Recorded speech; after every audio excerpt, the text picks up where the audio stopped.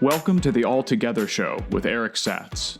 On this show, you'll hear Eric's unfiltered interviews with interesting and untraditional entrepreneurs who ignored boundaries, followed their instincts, and owned paths, and are now empowering others to do the same.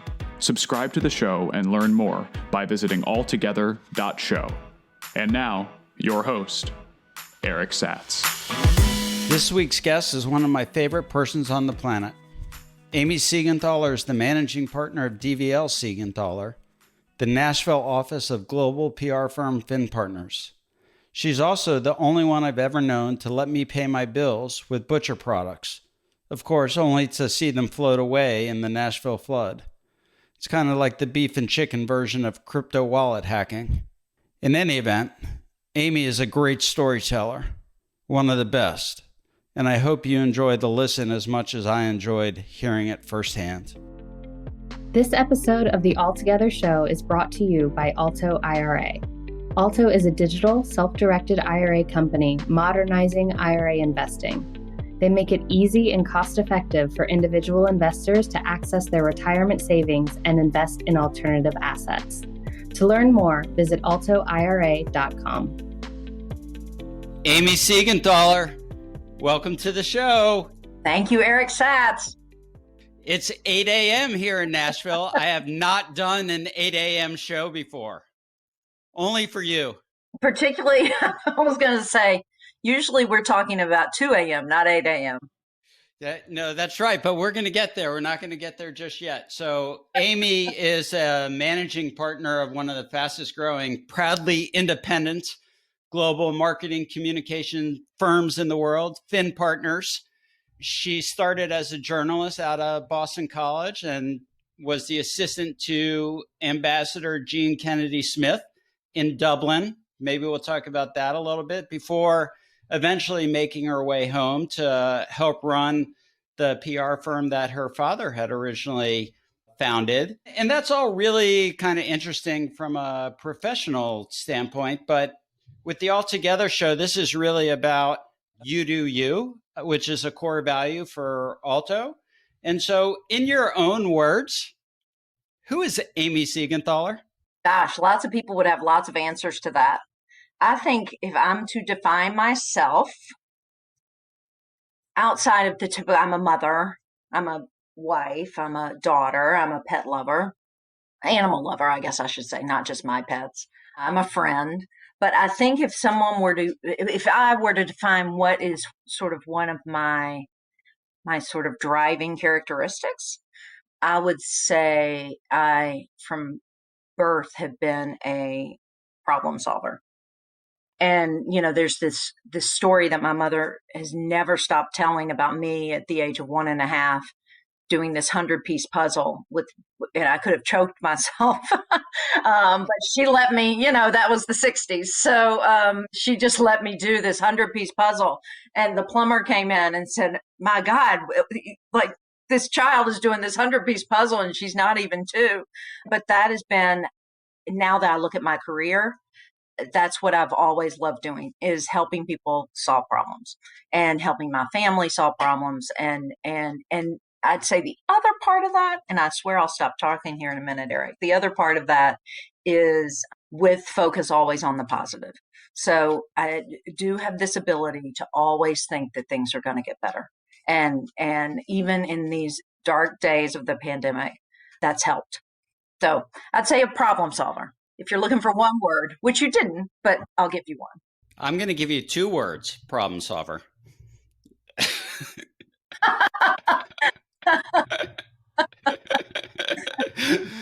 English major. Yeah. Which doesn't show well. Don't tell Boston College. Journalism, not math. And actually reminds me of the episode of The West Wing, which I so dearly love, when Bartlett's running for re-election and he's in the debate with, I think the Republican candidate is maybe Richie, which could there be a more perfect Republican name for a candidate? I don't know. And he opens with, you know, something about 3 words or 5 words, and he uses the wrong number of words.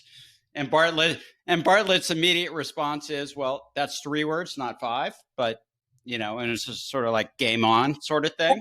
So that's kind of fun. So game on, Eric. I got the message. Game on, Amy. So you were born in Nashville. You grew up in Nashville, but you've been around. Like, you have traveled. You went to school in the Northeast. You went to Boston College. I guess there's nothing better than beating Notre Dame for you all. But tell us a little bit about that time in Dublin, and why was that appealing? Well, it was appealing. So just backing up a little bit, I was a journalist, and I was a crime journalist, largely covered courts and crimes for small papers up in Massachusetts. So I worked at the Dedham Daily Transcript, was my first job as a reporter, and then I moved over to the Salem Evening News in Salem, Mass, which my first story was about witches, about a protest of witches. So if you've ever been to Salem, you know that there's a huge witch community, Wiccan community. So that was my first. So it was a nice initiation. But after about 10 or so years of that, crime reporting's tough on the soul, particularly if you're a generally positive person, and courts. It's fun. It's fun. I mean, I love, in some twisted way, crime and all of that. But I decided to maybe seek another profession, and was looking at my dad, as you mentioned, started a PR firm. So I was going to move down here to Nashville, back from Boston, to join PR. And then I got a call in the middle of the night on St. Patrick's Day from my uncle John Seigenthaler, who was close friends with the Kennedys, and he was at a St. Patrick's Day party with Jean Kennedy Smith, who was John Kennedy's sister, and just sadly died this year. She was the last of that 9 who died, who to pass, and she was ambassador to Ireland. And he called me in the middle of the night and said, she needs a speechwriter, and she needs what they called a special assistant in the State Department. Would you be up for it?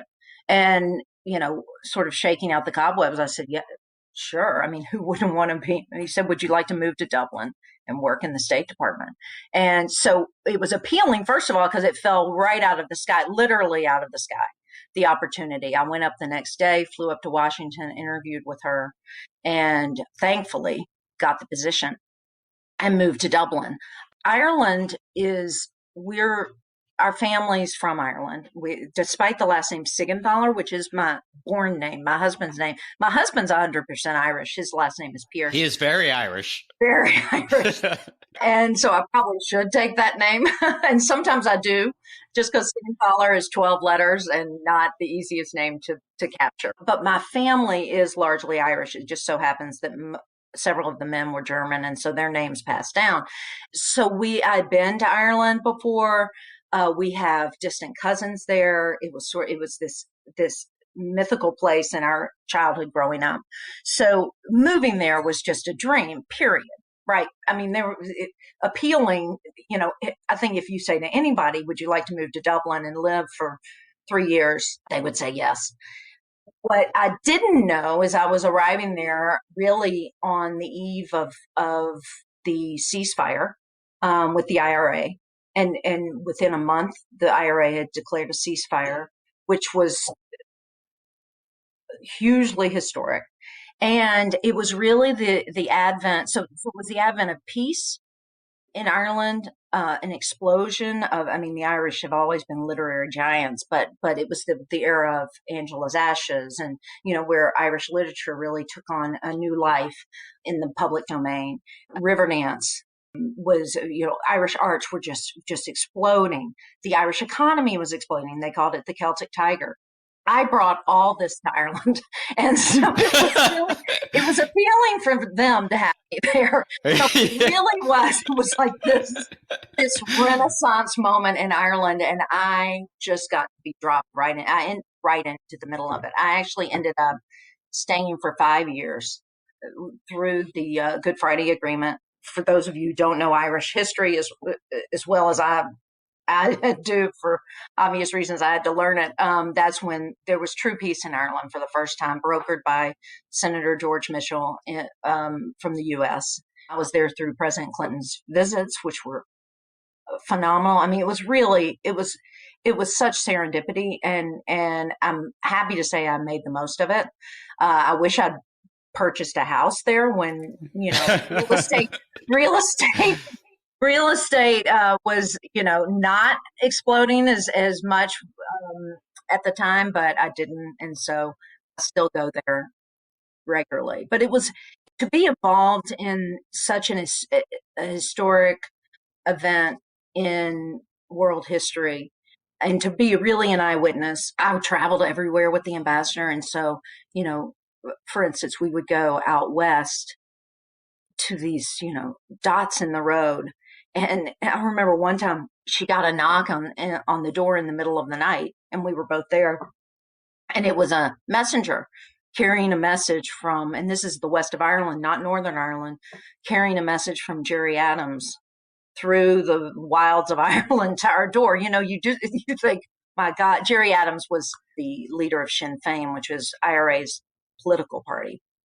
So it was very dramatic. It was very, the Irish are so funny. It was fun. It was lively, parties and pubs, and, you paint it, it's there. And that was my life for 5 years. It was amazing. That has to be just such an incredible experience to live through. And for anybody who watches The Crown, this new season sort of starts off right there, like in the at sort of the height of it all, when it's still war. And when I arrived, that was, anyone who knows or works with the Kennedys know they have a reputation for doing what they want, and oftentimes they that's for the good of our country. And in this case, it was for the good of our country. Jean Kennedy Smith was told that she had to be the ambassador to Ireland, period, that she couldn't deal with the North, that was the consulate in Belfast that dealt with that, and the UK embassy. And that I think that she was sort of looked at as a lady who lunches. They were just going to put her in there to have a few parties and have a nice time. And that wasn't her plan. And so she went to the North. It was quite controversial at the time. It wasn't, in retrospect, she did the right thing at the time. There was a lot of hand wringing, but she went to the North pretty regularly in defiance of her orders. And I went with her, and I was her bodyguard, essentially. And boy, was she lucky. I know. Eric knows me. I'm sort of this I'm a 5'3" pacifist, who couldn't, I can kill a fly, but that's about it. But when we went initially in the early days of our time there, it was just like that. You had to cross through those border crossings. It was terrifying. It was really scary. And I think that there are parts still that are tough, but Northern Ireland is a completely different place now. It's booming, and in large part because of her intervention. So speaking of strong-willed, exceptionally smart women, you come from a family of them. And so at risk of stirring the pot, why did you get the call in the middle of the night? Well, there is a real reason for that, because I was available. I think that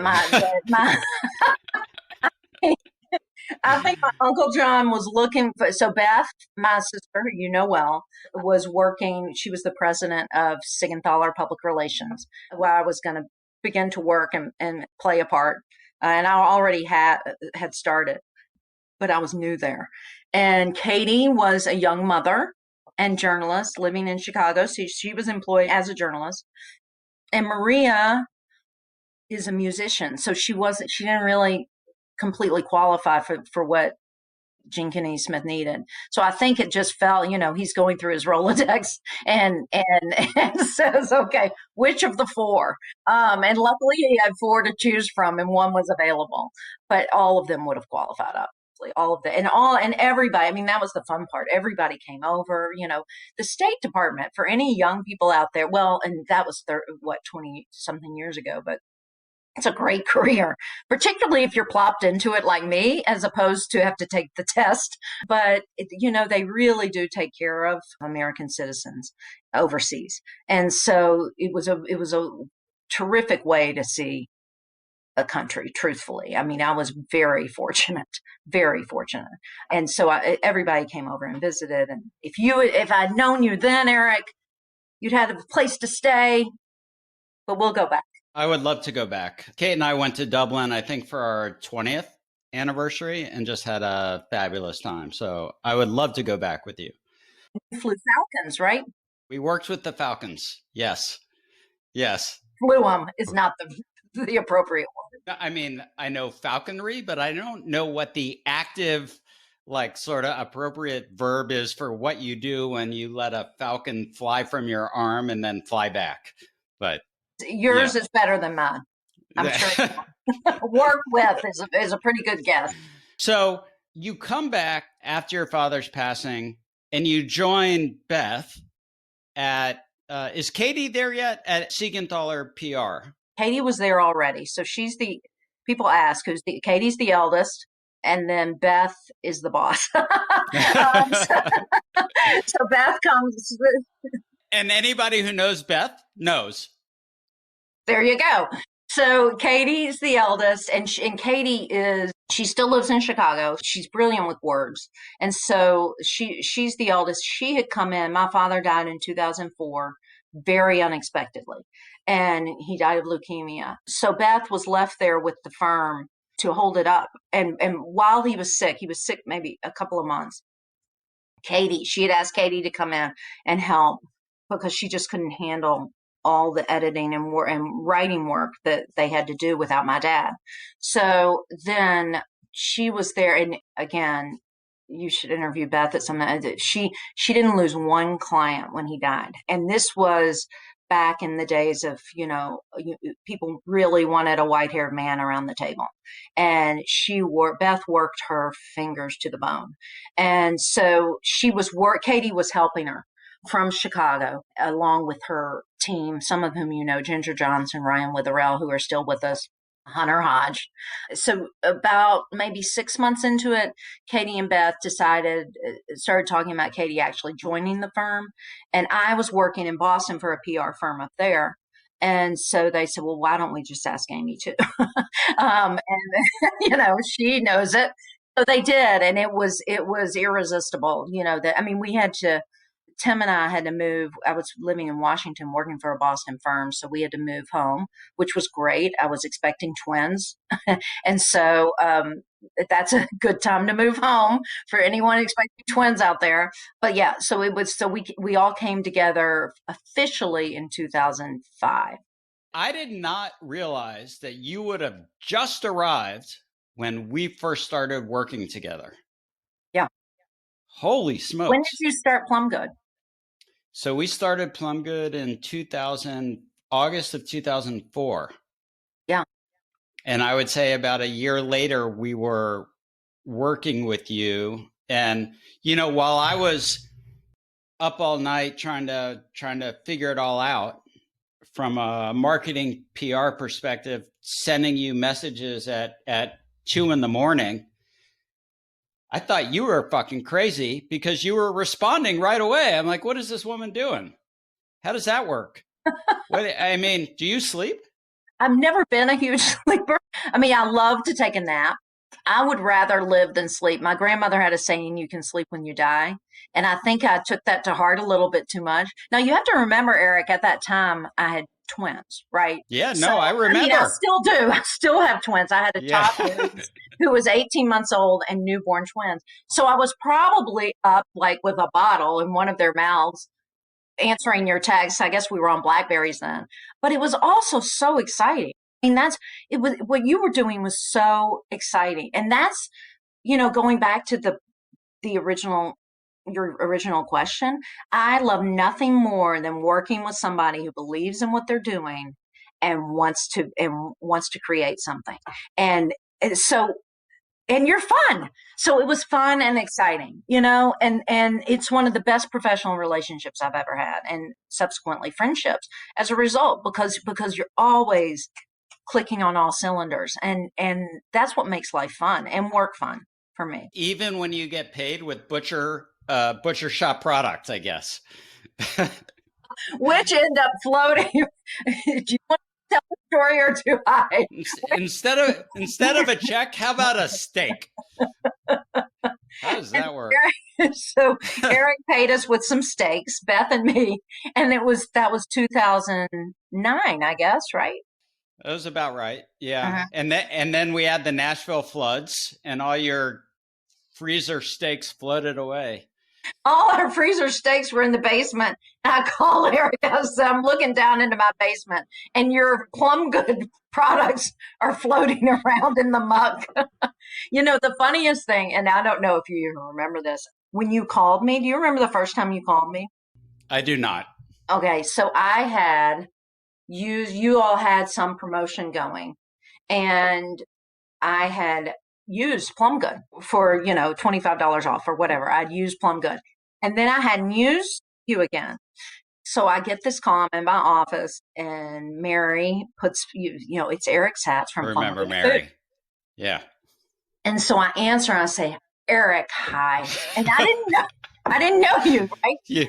Look. You thought I was calling to get our Plum Good tote back, probably. Where's that tote?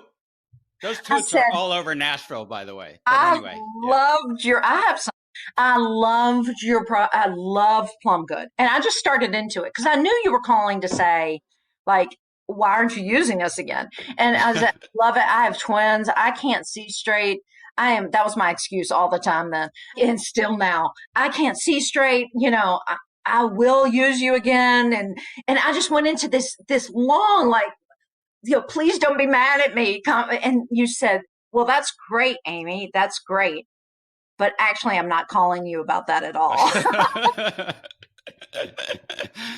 Well, he said, I'm trying to work with you. I said, oh. So I was probably calling about the other thing, but made a quick pivot.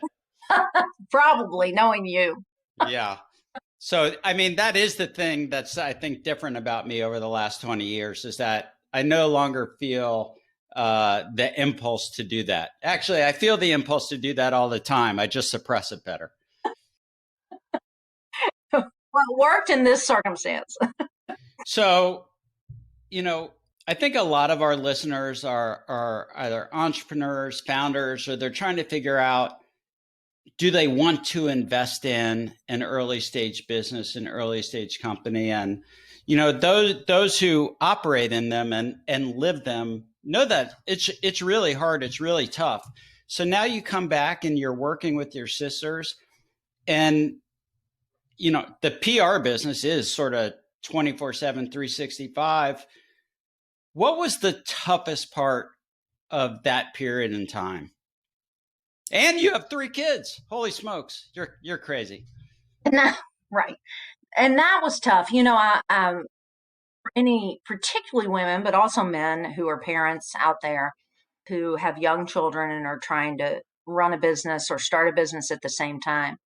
The way I looked at it, and I still believe this, even though, mind you, there were days when I'd say, I'm abandoning my children and I'm leaving them with the daycare. But what I've seen as they've grown up, they're now 16 and the twins are 14, is that if you really love what you do and have a passion for it, and sort of it's part of who you are, then that experience for them, for my kids, and that's who I was, and I am, and that experience is additive to their growth as opposed to detracting from them. They know you're their mother and father, and if they get what they want to see, is they want to see you alive and active and passionate. They don't, and so I look at them sometimes and I see them passionate about projects in school, and I think, I know where that came from. And their father, of course, Tim, who has enough passion of his own. But it's not, working hard is a good thing.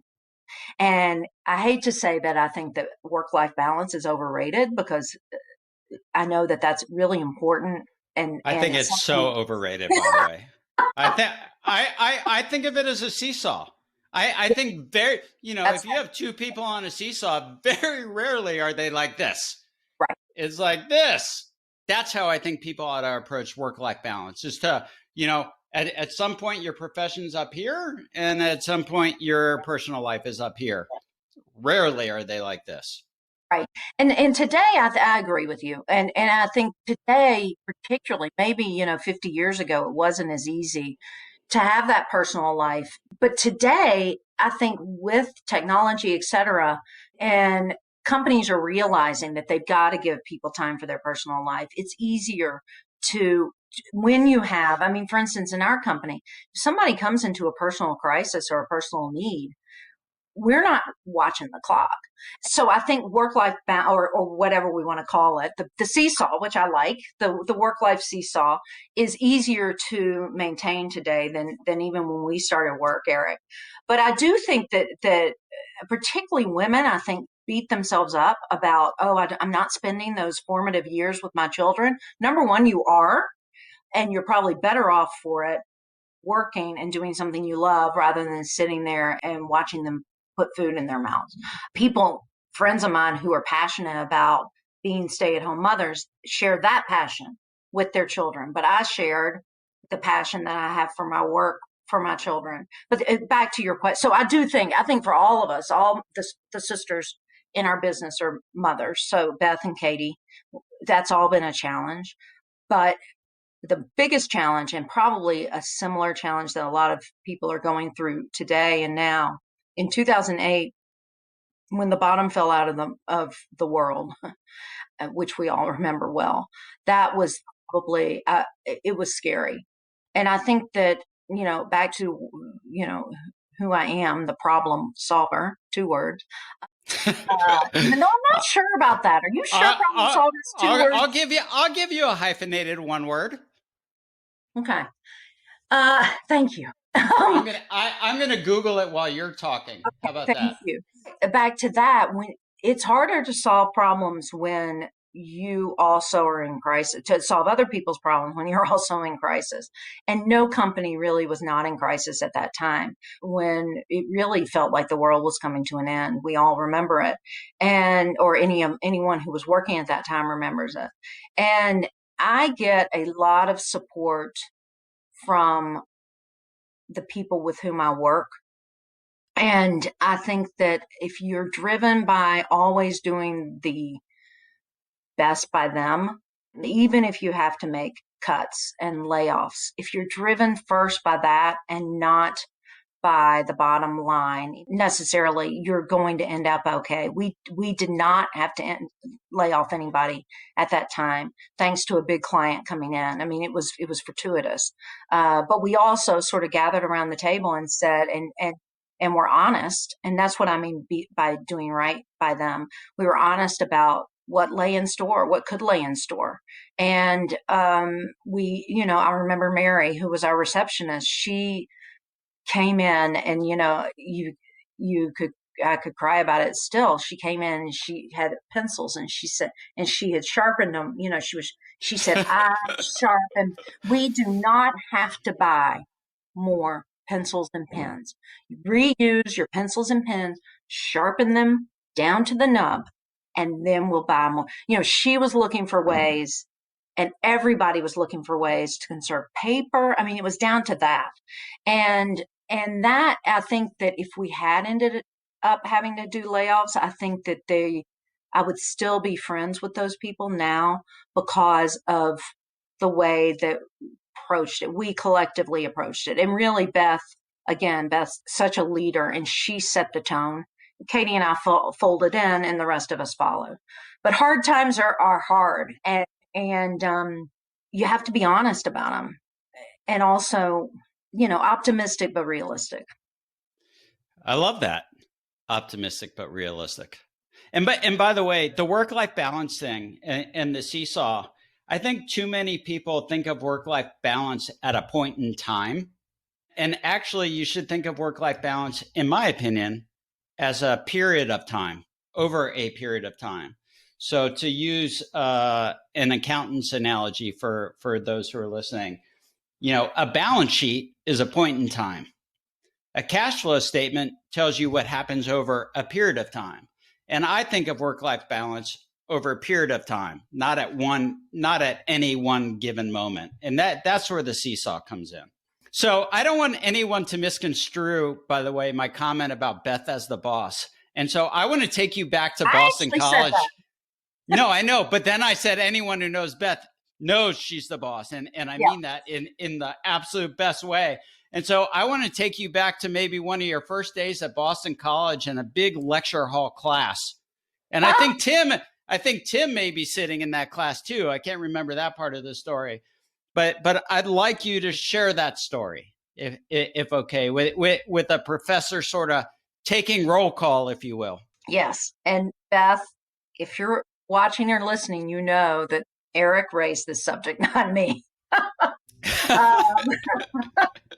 But it's a great story. And in some ways it says something about Beth, me, and Tim, honestly. So Tim is my husband, and we were friends at Boston College first. I met on our first day, as I'm about to tell you, and we didn't get married till 16 years later, which is a whole nother story.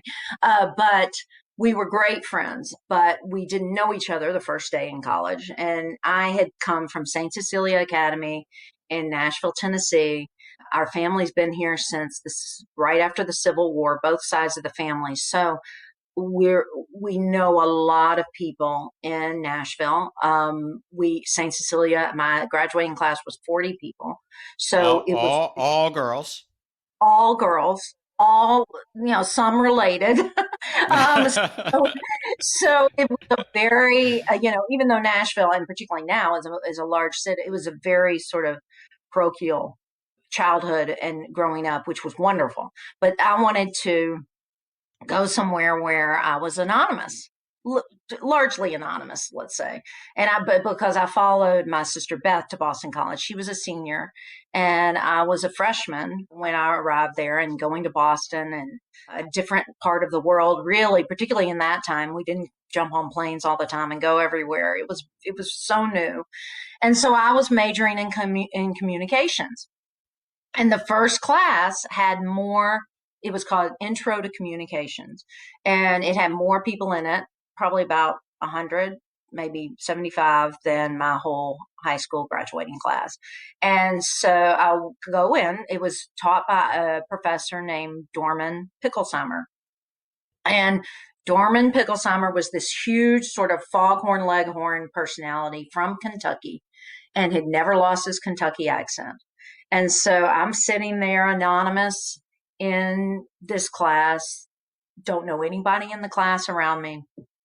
And he starts doing roll call. And so he's going, Jane Appleby, he goes through the A's, B's, C's, all the way down, everybody here, goes through this whole list, here. And then he gets to the S's. And he says, Amy Seigenthaler? I say, here. He said, Amy Seigenthaler? Amy Seigenthaler? You couldn't by chance be related to Beth Seigenthaler? And I said, yes, sir, she's my sister. Class, let me tell you about Beth Seigenthaler.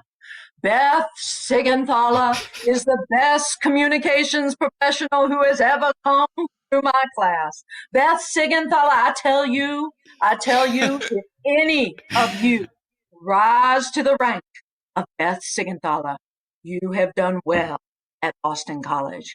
You have done well. Beth Seigenthaler, I am proud to have a sister of Beth Seigenthaler in this class. Welcome, Amy.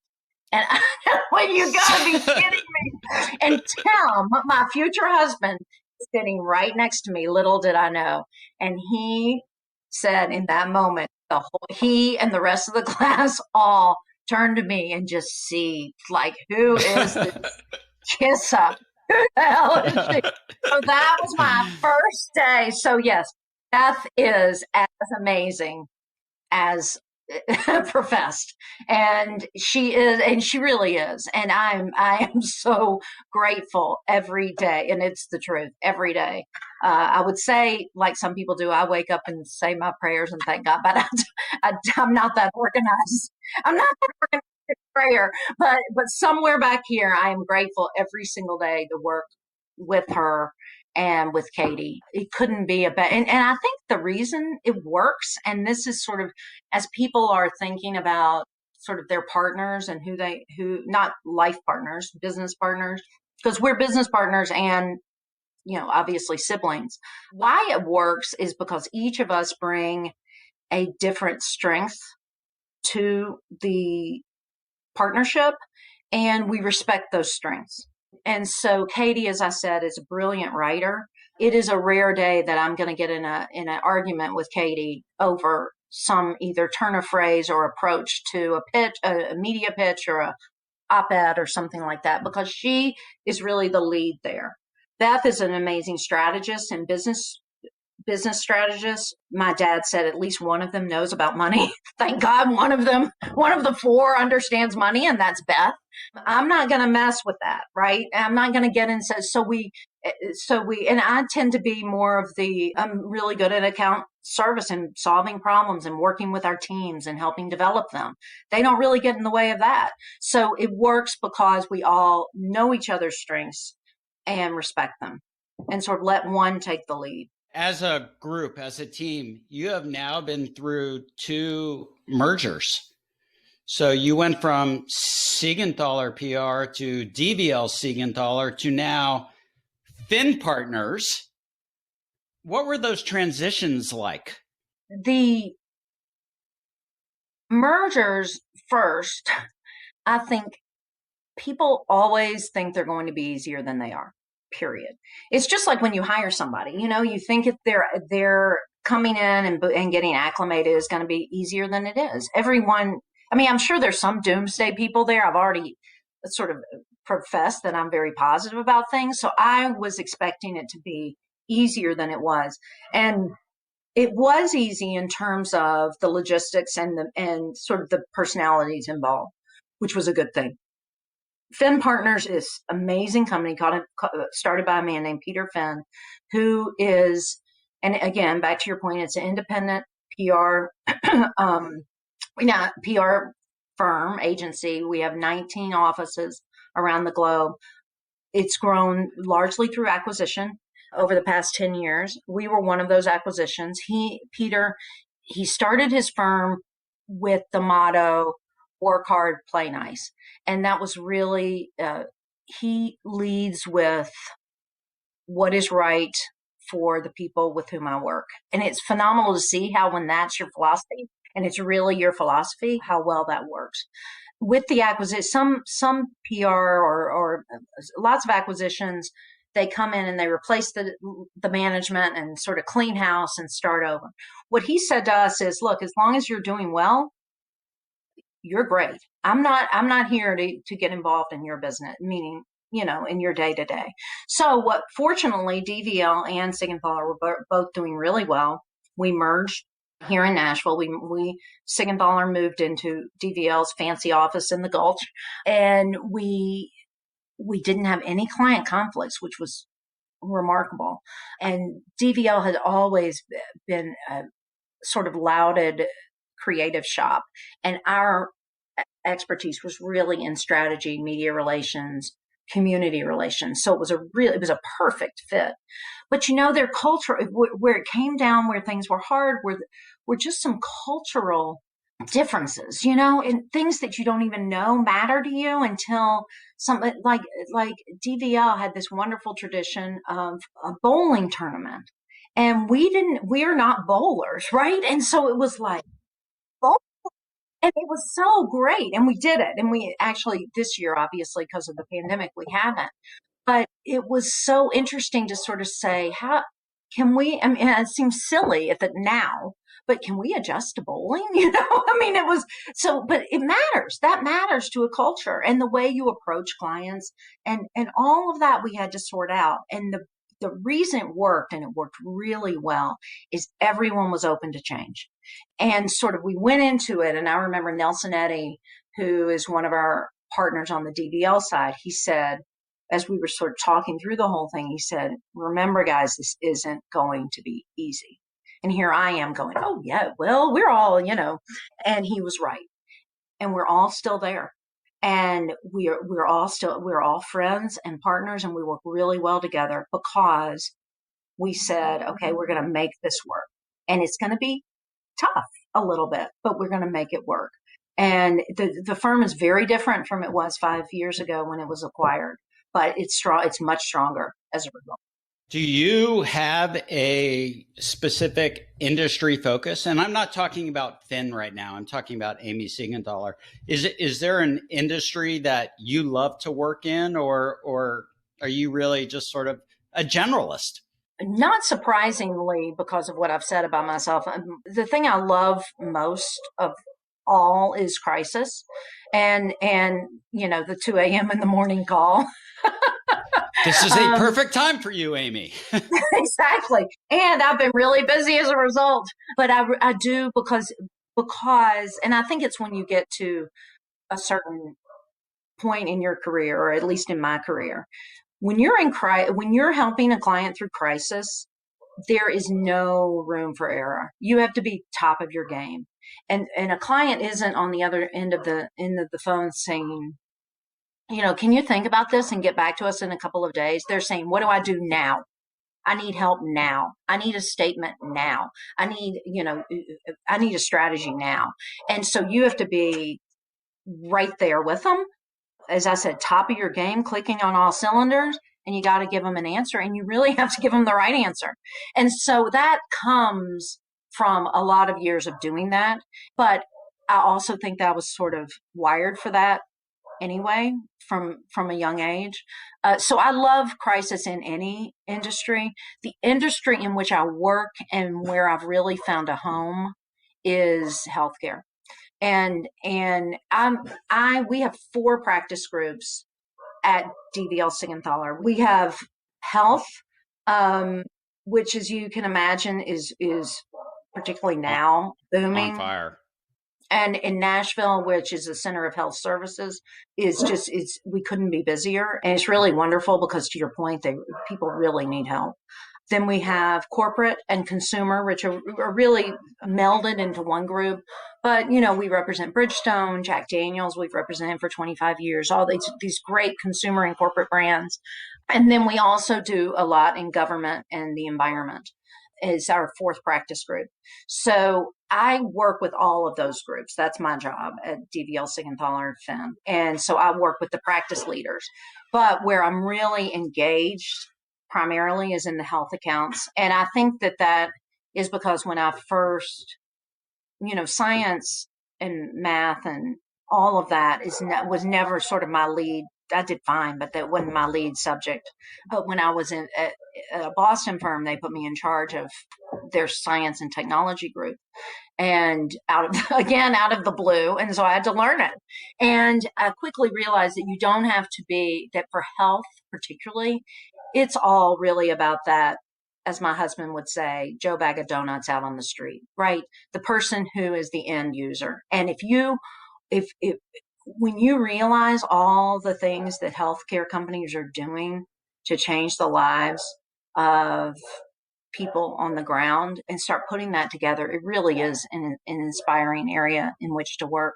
And so that's where I really spend a lot of time. And I love health. I love health. And I love crisis in health, obviously. So give me a health crisis, I work all day long. Do you have a favorite professional moment over the last 30 years? And this has nothing to do with health. This is so obscure, but really I have to say this is my favorite professional moment and you'll know why when I say it. There was a gentleman who was in prison in Uzbekistan, and he was a political prisoner, and his children live in Memphis. And because of my work in the State Department, they contacted through various channels. They found me and wanted my help to get him out. And so I don't have a lot of experience in, Eastern European politics, but I do have a lot of experience in media relations and getting stories placed. And I got a New York Times feature on him, among other things, in a feature on him in the New York Times. And as a result, some Congress people started to pay attention, and he was released and came home. And so that really, it's sort of like, that's hard to beat. It's a pretty good story. There are a lot of them, but really that one is the one where when you say, okay, I helped save lives, he was being tortured in a Uzbeki prison and is now home in Memphis. So that was a big event. I want to come back to kids and parents. And, especially for listeners out there with young kids, I mean, they are paying attention and they are sponges and they see it and they know it and they take it all in. And I still remember the Plumgood days where there was a big festival and you came to the festival with the twins in the double stroller, and my kids were running around with like Plumgood signs and gifts, telling people to buy food from Plumgood. I mean, they're always listening. They're paying attention. They, for better or worse, it rubs off. And so that's sort of a moment in time that I won't forget. And if you're ever wondering if your kids are paying attention to you and what you do and your life as an entrepreneur or whatever it is you're doing for your profession, they are definitely paying attention. I remember that day. I think my mother was with us too, wasn't she? She was with you. Yeah, and she's still with us. She sequestered in her home. We may not see her for another 5 years, but she's with us. My dad was an entrepreneur. My dad started his company, or I should say our dad started his company when we were very young. And it was first an advertising agency, and it evolved because he was a fine artist, meaning he was an artist, but he also obviously knew he needed to make a living. So he started an agency where he could use his art to make money. And so, and that eventually evolved into a PR firm. But he was 40 maybe when he started his company. And he would take us down because we're 4 girls within 6 years. So, and I guarantee my mother, who also ran a kindergarten, she was an entrepreneur. She ran a kindergarten in our house. I'm sure on Saturdays, like I am, like I can't keep these girls another second. So he would take us down to his office while he was working in his agency, because of course, as we all know, you're working around the clock. He would take us down to his office in downtown Nashville. And we still have these pictures of the Xerox machine where we would put our heads, I'm sure it's the brain damage as a result, but we would put, these pictures of our noses smushed up, and we had and of course, he had these big drawing, back then it wasn't computers. It was the big drawing pads. There's a name for it, but so we would be there with markers, and we would be up in this building and looking down on the streets of Nashville. I mean, the memories of that are some of our best memories as children. And he was getting his work done, and we were involved in it, right? It's just like your kids running around with Plumgood signs, and so it goes back to what I was saying. Like, number one, they're absorbing a really important lesson, which is hard work. I am convinced that the young people of today need to realize that what a value hard work is, because there's this, again, back to the work-life balance. So much of that has been drilled in their head. Like, I really need to still have time to hike. You'll have time to hike, but working hard and coming in and really feeling not just passion about what you're doing, but pride when you've done it. There's nothing better. And also frustration when you can't get it done, but then pride again when you figure it out. There's nothing better. And so kids absorb that too, right? They see, me on the computer at night and trying to figure out a problem. They sell it. One of our clients, of whom I'm most proud and I work really closely with, is Meharry Medical College here in Nashville, which is an HBCU. And the president is James Hildreth, who is... Can you say what HBCU is for the listeners? I'm sorry. Historically Black college and university. So others are Howard, Morehouse. Meharry there are many around the country. Meharry is the largest medical school. So it's the largest HBCU medical school. So James Hildreth, who is a researcher in infectious disease, leads Meharry. And so during this time of pandemic, we've been for obvious reasons, getting him out there, promoting his points of view. He has a lot to say about the pandemic that's very important. And he's been interviewed on national TV, et cetera, has been tapped by professional sports teams to advise them on opening up. He's been really a great resource for the city of Nashville, but also the country. So the other day, he was tapped by the Biden administration as a possible member of the transition team. So he submitted his resume and is in talks with them. Well, it's on the front page of the paper, and my kids come down for breakfast and they're dancing around the kitchen. Dr. Hildreth's going to be in the Biden administration. Because they know Hildreth because of my work, and they know how much I love him and Meharry. And so they're excited about that. And so think about that, the boost to see the result of my work, and to then somewhere in the back of their growing brains, it sinks in that you do hard work for something and things happen. And so I think that back to your point about what they absorb, not just sort of the fun. I mean, we never felt like we weren't with our dad. And he was gone. I mean, he worked until 11 o'clock at night and was out the door at 7 a.m. and at the office. Because again, there were no computers, right? So he had to be there. And we never felt that he was an absent father, ever. A lot of times because he brought us down there, but he also about it. Besides making me cry, the story reminds me of, the saying that luck is the intersection of hard work and opportunity. And that just sort of speaks to that right there. So, I had you fill out a questionnaire before you came on the show.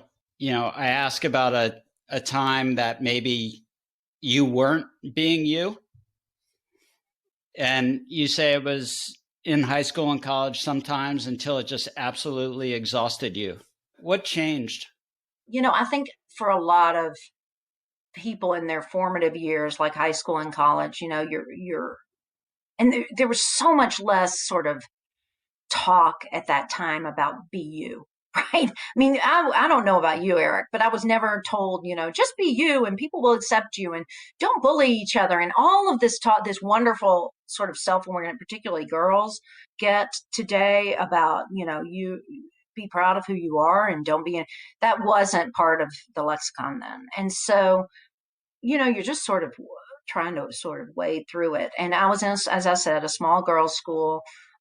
Friends are really important, so you try to adapt and be like they are. And I was never, and I still am not a big party person. I love to have parties. I love to throw parties, but meaning like go to a bar and with a ton of people and just sort of that sort of sweat and heave and, and get really drunk. It just wasn't my thing ever. And I tried that, right? And I tried to be more of that. And Boston College is a real party school. And so I tried that and it just didn't fit. Somewhere that something's not fitting in your skin. And it just wasn't my thing. But that's what a lot of my friends did. And so I tried to adapt to that and be this sort of party person, I guess. And, I really would much rather have stayed home and read a book, but I wanted to be that sort of definition of what a high school and a college student, that traditional American high school and college student. Then, and this gets to why I essentially threw it out. And I pretty much threw it out pretty early. And I think it was because I think traumatic experiences shape people. And, it's back to, as hard as things are, there always is something that can come out of it. And so I was studying abroad in England, in Canterbury, England, in my junior year in high school, and was again trying to, it was this, English colleges are like American colleges, trying to sort of do the the college, get drunk and party and all of that stuff. And my grandmother back in Nashville was killed. She was actually murdered by a transient who came through Nashville right before Christmas. And that was, to say the least, traumatic. And I came home, and it was obviously devastating. I mean, it changed our whole life in a day. It changed the trajectory of our entire family. And at that time also, there wasn't this big emphasis on therapy. I mean, I think back and I think, God, all of us should have just been thrown right into a psychiatrist's office, but we weren't. And so I went back after my break, I went back to England alone, and, carrying this from a couple of weeks before with me. And that was when it was just the awareness of this is, maybe, who knows, I may have been depressed and I didn't know it, but something, I just said, to heck with it, right? I'm not going to be anybody but who I am. I'm not. And part of it, I think, is my grandmother, whose name was Mary Catherine Strobel, was always who she was. Always. And I think that was playing in there. I think that also it was just so exhausting to try to be this thing. And since I was probably already exhausted and so sad, it was, I'm going to be, take them or leave them. If my friends don't want me, if I'm not going to, I can't do it anymore. And really, it was so liberating from that point on. When I returned to my senior year at Boston College, that's where I truly made my true college friends, because I found people like me, right? I mean, there are a lot of people who don't want to be doing that in college. And it sort of helped shape the rest of my life, because take me or leave me. And if you think I'm goofy, or if you think I'm, too liberal, or I mean, all the different things I've been called my life, fine, But it was pretty early, honestly, considering I know some people go through that much later in life, but it was pretty early, and it was because of a really traumatic event. And then I asked one thing you wouldn't change about yourself. And you said the ability to laugh even at the toughest times. And that is so true about you. And I think that's a special characteristic. It's a special quality. I wish we could all do that, is find some silver lining of humor in life, even when there doesn't appear to be one. Yeah. And the ability to take a step back, but that ability to have that sort of humor, that release from humor, even if it's dark humor, like is a special ability. So I want to end, if you don't mind, with the following, because if anyone goes to Finn Partners and looks up Amy Seigenthaler, there's sort of a short bio and a long bio. And the short bio says, live small, educate big, travel often. What does that mean for you? Where did it come from? Well, it came from a friend of mine named John Doolittle, who is Greek heritage and grew up in Australia and lives here in Nashville now. And he is a very wise person. He's about our age.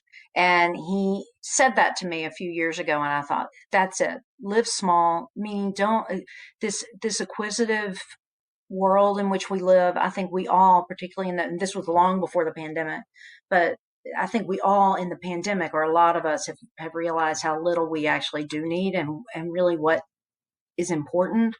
And I went into Target, I guess it was before the pandemic, because I don't remember. I don't think I've been there since, and I remember just walking around, and if you open your eyes, and I think so many of us live in a cloud. But I opened my eyes and I thought, this is actually sort of disgusting. It's just it's new ways to make a basket, new ways to make a candle, new ways to, and it's really there's something that really sort of drives you. Oh, I need a new candle. And I have 50 candles in my house, right? And so I think that live small, it's really a practice. It's not something that you just do. Some people may do it by human nature. I don't. I have to remind myself all the time and ask myself, do I need it or do I want it? I used to ask my kids that when they were little, and now I ask myself, do I need it or do I want it? Because we really don't need a lot. And the more I throw away, the happier I am, or donate. So live small. What was the second one? Educate big. Yes, that one. I mean, education's everything. And it's almost a cliche, but I actually think in this day and age, people are forgetting that education is everything. And I don't mean just reading a lot of books, even though I endorse that wholeheartedly. Read as much as you can, whether it's on an e-reader or, like I like to do with a hardback or paperback book. But learning, asking questions, being curious, one of the biggest, after interviewing hundreds and hundreds of people in my life for jobs, the number one asset that I look for is curiosity. Because if you're not curious and you don't say, I wonder why that is, you're not going to, everything stays at the surface. And when we stay at the surface, that's where trouble happens, because you're making assumptions about things, you're making assumptions about people. So an education of your personal education, not all of us can go to Harvard. I didn't, that's fine. It doesn't have to be some lofty university. Take learn something that you haven't learned before. Go somewhere you haven't gone before. Live somewhere you haven't lived before. I think that that's critical, to get out of that comfort zone and educate yourself about what the rest of this world is like. And that obviously leads into travel often. I mean, how many people on their deathbed say, I wish I'd had another candle, right? They say, I wish I'd gone to fill in the blank or visited such and such. And that, I traveled. And it's interesting because my parents, I so admire them because they didn't have they grew up relatively poor in Nashville, and they didn't have the benefit of travel. They traveled through their mind, which is that educate part, but they were determined that we would travel physically as well. So the first time I went abroad was through some school exchange when I was a junior in high school. And to see France, it was in France. I didn't speak French, and I still don't. To see that and experience that as 16 years old was just eye-opening. But also to go to, Arkansas and experience that when I was 10 years old is eye-opening. So getting out, traveling, seeing, asking, all of those attributes are so important. And the stuff is the least important. Keep that small, everything else go big. Amy Seigenthaler, thank you. Thank you. It was my absolute pleasure. All the best. You are the best, Eric. The Altogether Show is brought to you by Alto IRA. Alto knows that the public markets offer insufficient diversification of retirement accounts. That's why Alto developed a streamlined platform to make it easy and cost-effective for anyone to invest their tax-advantaged retirement savings in alternatives. Assets like real estate, VC, and crypto that are outside of the public markets and available through Alto's 21 platform partners. To learn more, visit altoira.com.